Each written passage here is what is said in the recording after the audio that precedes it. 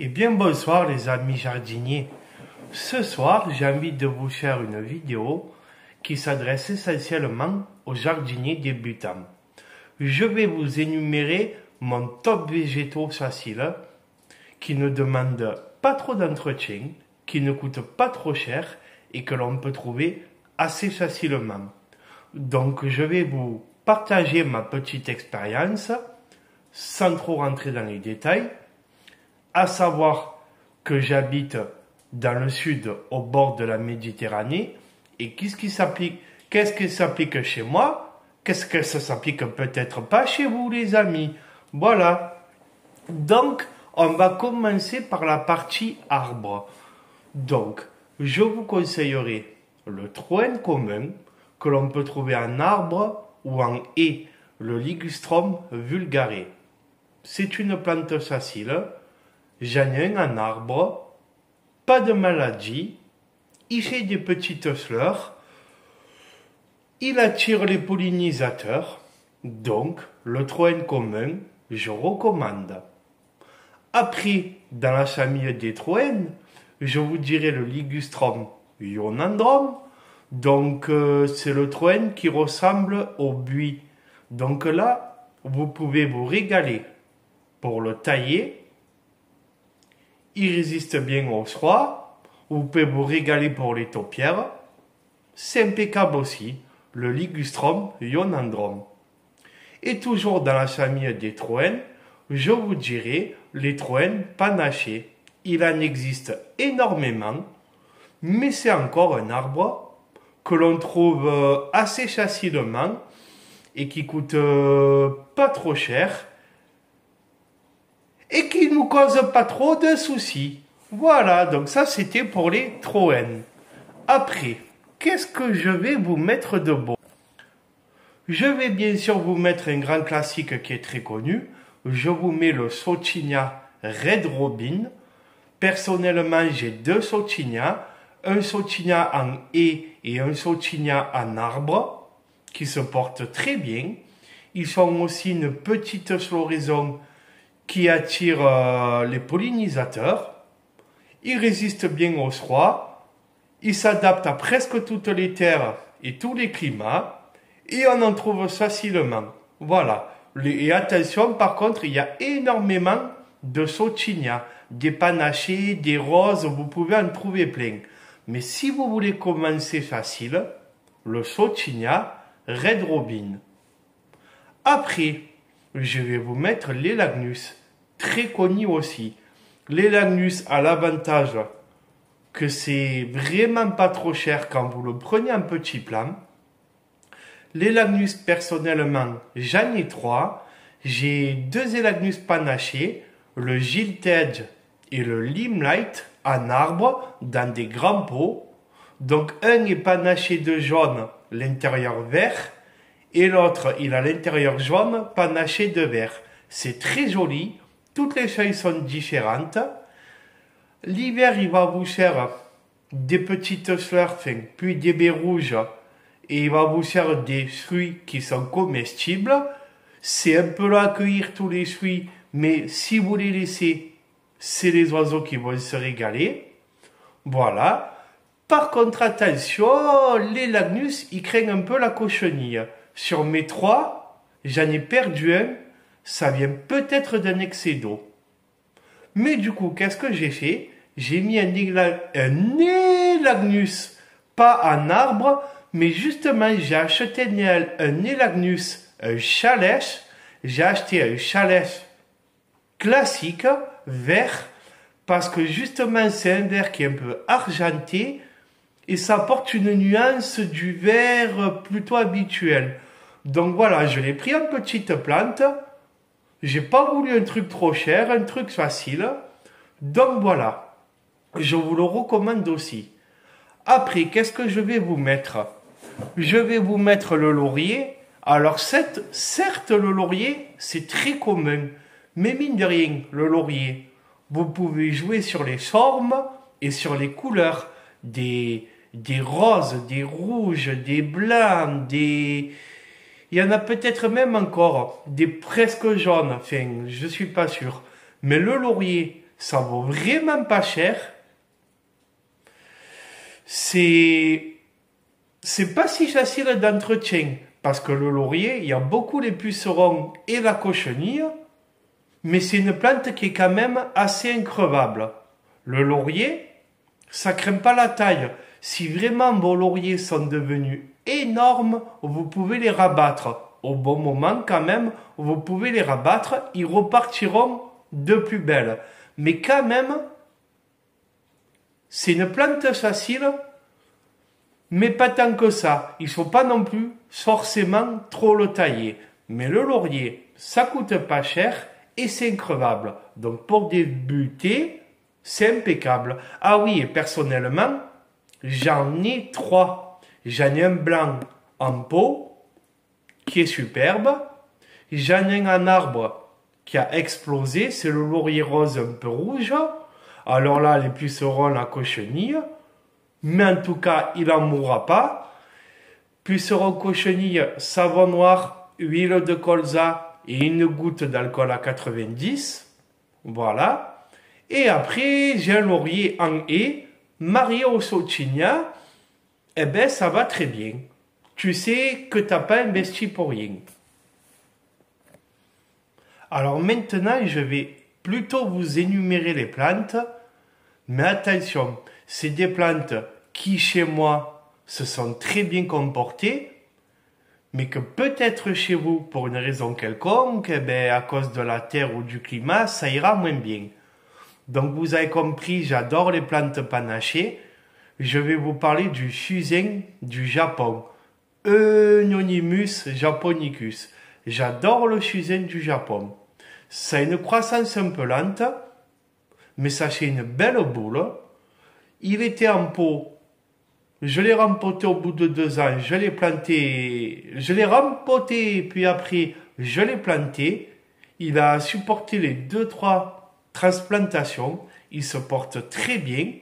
Une petite taille de temps en temps. Il vous fait quelques fleurs et quelques baies rouges. Et c'est très joli. Et ça le mérite aussi qu'on le trouve très facilement. Soi-disant, ça crée la cochenille, mais pour le coup, je n'ai jamais eu de cochenille ou de maladie sur le fusain. Alors après, dans une autre plante qui chez moi va particulièrement bien, c'est le plumbago. Le plumbago que j'ai aussi rempoté plusieurs fois, eh ben le plumbago, alors lui il se structure moins en boule, mais le plumbago il part dans tous les sens. Il a une floraison, si on le tuteur pas, il est très expressif le plumbago. C'est une très belle couleur bleu-violet éclatant. Ça demande quand même pas mal d'eau s'il est en pot, mais pas spécialement de maladie. Rien à déclarer de spécial et pas trop de pucerons et de cochenilles, surtout comparé au laurier. Donc le plumbago, je vous le conseillerais bien. Après, une plante qui peut devenir grosse, mais au bout de très longtemps. Le laurier thym, qui n'a rien à voir esthétiquement parlant au laurier. Le laurier thym, honnêtement, c'est mignon. Ça a des petites feuilles un peu différentes. L'hiver, ça vous fait des petites baies noires. Je crois qu'elles sont toxiques, il me semble, attention. Mais ça fait des fleurs. C'est un peu insignifiant comme le troène. Mais ça a le mérite d'exister et surtout de se trouver presque de partout et de ne pas coûter très cher. Personnellement, j'ai un laurier thym dans un joli vase qui grossit tranquillé. Il a eu quand même plusieurs attaques de cochenille. Attention, le laurier thym, il y a intérêt d'envoyer parce qu'à l'intérieur, la cochenille, mais en tout cas, c'est quand même une plante résistante. Donc, j'aurais envie quand même de vous la conseiller par rapport à ma petite expérience, les amis. Hein. Alors ensuite, j'aurais bien envie de vous mettre la Véronique arbusive. Parce que la Véronique arbusive, j'adore. C'est original tout en étant une plante très répandue. Mais la Véronica arbusive, ça commence à être un peu plus délicat. En tout cas, par rapport à ma propre expérience, j'ai perdu ma Véronique arbusive classique. Par contre, la Véronique panachée, elle s'est fait dégommer par la cochenille. Ils sont beaucoup traités. Mais en traitant, en taillant le bois mort quand il faut, elle repart de plus belle. Et il y a l'avantage aussi que ça coûte pas très cher. Donc si tu en perds une, mais qu'à la base tu l'as acheté 10 euros, voilà, c'est moins grave. Et la Véronique arbusive, c'est une croissance moyenne, je vous dirais. Alors en pot, l'été, ça commence, il faut pas mal arroser. Mais c'est une plante que j'affectionne aussi, parce qu'en plus, elle te fait des fleurs très originales, un peu comme excusez-moi les amis, mais un peu comme un tampax. La forme, ça ressemble à un tampax, hein. Désolé, mais il n'y a que ça qui m'est venu à l'idée. Bref, c'est la Véronique arbusive. Je pense que je vais venir maintenant à la partie des fleurs. Là, il y en a énormément, mais c'est un peu plus délicat. Alors, de ma propre expérience, dans les fleurs, je vais vous mettre le lantana. Le lantana, c'est mon coup de cœur. Le lantana, il y en a de toutes les couleurs. Ça fleurit longtemps si c'est bien au soleil et que c'est bien au chaud, que c'est dans une région chaude. Le lantana, franchement, je les ai tous. Le jaune, le blanc, le multicolore, ça vaut pas trop cher. Et il y a un lantana, il me fascine. Il est rose, jaune, le pétale jaune, il y a le contour blanc. Bref, le lantana, ça se trouve facilement aussi. Il y en a beaucoup. Honnêtement, il faut quand même beaucoup l'arroser s'il est en pot, parce que on te dit que ça crème pas la sécheresse s'il est en pleine terre. S'il est dans un pot, voilà. C'est très joli, ça fleurit longtemps, mettez-le au soleil et vous le trouverez facilement. Alors après, dans les fleurs, il y a un petit inconvénient, c'est que les fleurs vivaces, les fleurs qu'on peut garder d'une année sur l'autre, la floraison n'est pas forcément longue. Et après, avec l'expérience, on se dit, tant pis, on change, on prend entre guillemets que des fleurs de saison, et au changement de saison, on change de fleurs.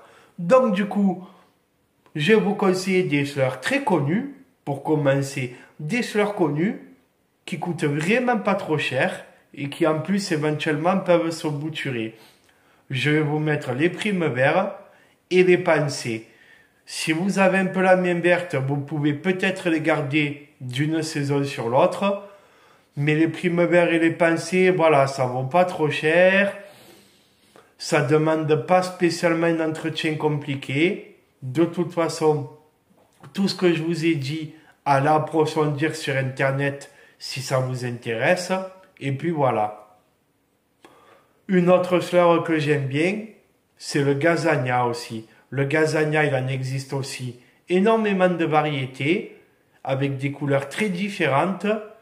Et pour peu qu'elles aient les bons soins dans la bonne terre, voilà. Donc là, c'était pour la partie fleurs. Et après, on va finir par la partie potager. La partie potager, vous le savez, j'ai qu'une petite jardinière.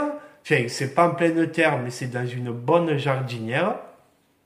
Et de mon expérience, ce que je retiendrai, c'est les poivrons jaunes et les aubergines.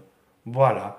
Par rapport à pas trop de maladies, un entretien modéré et une production rentable dans la mesure où, sans trop d'emmerde, ça a produit quelque chose qui nous a contenté, comparé à d'autres légumes. Mais j'ai fait une vidéo sur ça. Je regarde. Eh bien les amis, je vous ai fait le tour. Je vous ai parlé de plantes connues. Mais si c'est connu, c'est pas pour rien. C'est parce que c'est plus facile d'entretien. C'est plus répandu. C'est pas forcément le plus cher. Voilà. et c'était que mon expérience chez moi, je le répète, avec ma terre et mon exposition. L'exposition que j'ai donnée à mes arbres, à mes plantes et à mes végétaux. Voilà. Sur ce, je vous ai fait mon petit top végétaux facile spécial débutant.